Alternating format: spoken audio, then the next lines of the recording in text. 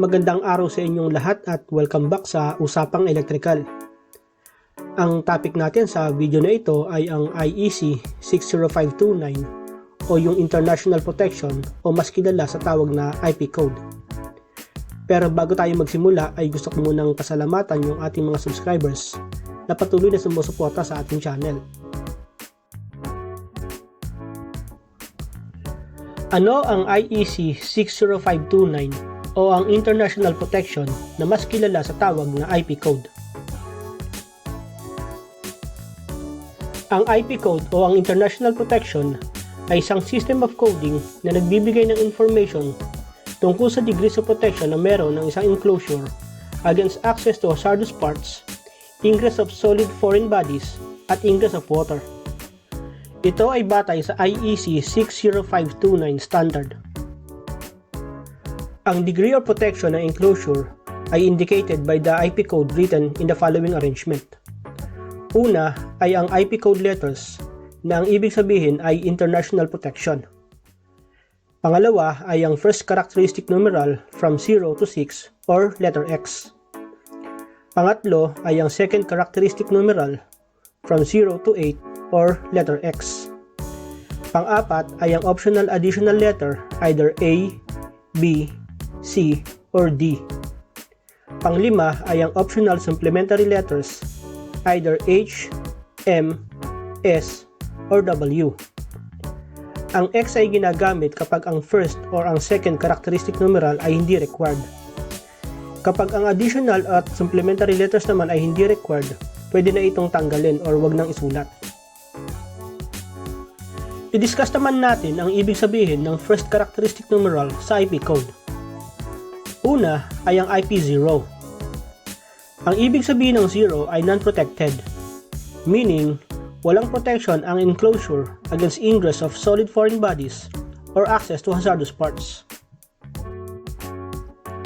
Ang susunod naman ay ang numeral number 1. Ito ay may protection against ingress of solid foreign bodies na may diameter na 50 mm or greater. Meron din itong protection against access to hazardous parts with the back of the hand.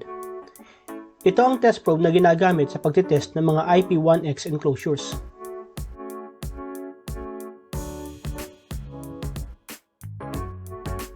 Susunod naman ay ang number 2. Ito ay may protection against ingress of solid foreign bodies na may diameter na 12.5 mm or greater. Meron din itong protection against access to hazardous parts with a finger. Ang test probe na ginagamit sa pagtitest nito ay may jointed finger na may diameter na 12 mm at haba na 80 mm. Ito ay isang halimbawa ng mga devices na may protection na IP2X. Next ay ang number 3. Ito ay may protection against ingress of solid foreign bodies na may diameter na 2.5 mm or greater. Meron din itong protection against access to hazardous parts with a tool. Ito naman ang ginagamit ng test probe para matest ang IP3X rating ng enclosure. Isang halimbawa ay ang IP3X panel door. Ang susunod ay ang number 4. Ito ay may protection against ingress of solid foreign bodies na may diameter na 1 mm or greater. Ito din ay may protection against access to hazardous parts with a wire. Ito naman ang ginagamit na test probe para sa IP4X protection. Next is yung number 5. Katulad ng number 4, ito din ay may protection against ingress of solid foreign bodies na may diameter na 1 mm or greater and against access to hazardous parts with a wire.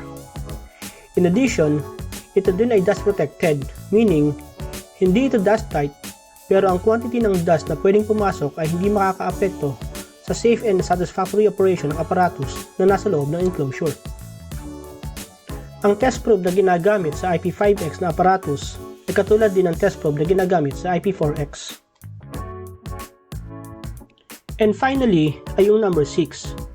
Katulad din sa number 4 at number 5, ito rin ay may protection against ingress of solid foreign bodies na may diameter na 1 mm or greater and against access to hazardous parts with a wire. In addition, ito din ay dust tight, meaning ito ay may complete protection against ingress of dust. Ang test probe na ginagamit sa testing ng IP6X ay katulad din sa IP4X at IP5X. Ngayon naman ay discuss naman natin ang second characteristic numerals na tumutukoy sa protection ng enclosure against ingress of water. Una ay ang IP-X0. Ibig sabihin ng 0 ay no protection against ingress of water. Ang pangalawa ay ang IP-X1. Ito ay may protection against ingress of vertically falling water.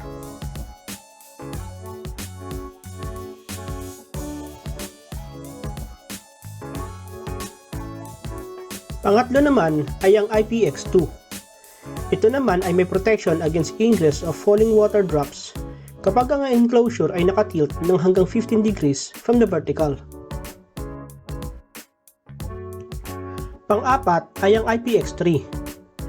Ito naman ay may protection against ingress of water sprayed at an angle of 60 degrees from the vertical on either side of the enclosure. Pang-lima ay ang IP-X4. Ito naman ay may protection against ingress of water splashed at the enclosure from any direction. Ang pang-anim ay ang IP-X5. Ito naman ay may protection against ingress of water projected in jets against the enclosure from any direction. Pang-pito ay ang IP-X6. Ito naman ay may protection against ingress of water projected in powerful water jets against the enclosure from any direction. Halos kapareho lang ito ng IP-X5 except that mas malakas yung water pressure na kayang i-resist ng enclosure. Pang-walo naman ay ang IP-X7. Ito naman ay nagbibigay protection against effects of temporary immersion in water. Yung length of time of immersion allowed should be indicated by the manufacturer. And lastly ay yung IP-X8. Ito naman ay may protection against effects of continuous immersion in water under the conditions na agreed ng manufacturer at ng end user. Ang additional letter ay ginagamit para i-indicate ang degree of protection of persons against access to hazardous parts. Ito ay ginagamit lang under two conditions. Una, kapag ang actual degree of protection against access to hazardous parts ay mas mataas kaysa sa first characteristic numeral. Pangalawa naman ay kapag walang protection against ingress of solid foreign bodies at protection against access to hazardous parts lang ang present. In this case, pinapalitan ng X ang first characteristic numeral. I-discuss naman natin ang ibig sabihin ng bawat additional letter. Una ay ang letter A. Ang ibig sabihin nito ay persons are protected against access to hazardous parts with the back of the hand. Pangalawa ay ang letter B. Ibig sabihin naman nito ay persons are protected against access to hazardous parts with the finger. Pangatlo ay ang letter C. Ang ibig sabihin ay persons are protected against access to hazardous parts with a tool. And lastly ay ang letter D. Na ang ibig sabihin ay persons are protected against access to hazardous parts with a wire. And finally, i-discuss naman natin ang supplementary letters. Ang supplementary letters ay ginagamit to indicate relevant product standards.